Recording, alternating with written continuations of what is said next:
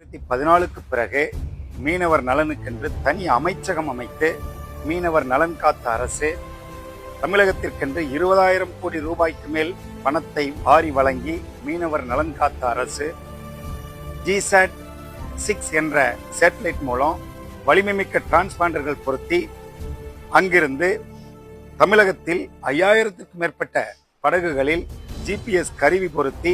மீனவர்கள் மீன்பிடித்து பாதுகாப்பாக கரைக்கு திரும்புவதற்கு உத்தரவாதம் தந்த அரசு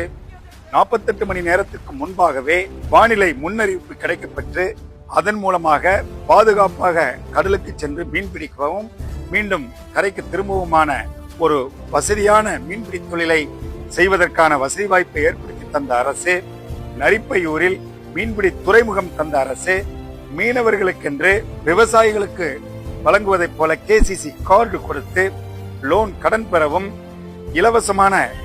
பொருட்கள் மீன்பிடி உபகரணங்கள் தருவதற்கும் 80% மானியத்தில் மீன்பிடி படகுகள் தந்தும் உதவிய அரசு மத்தியில் ஆளக்கூடிய மோடி ஐயா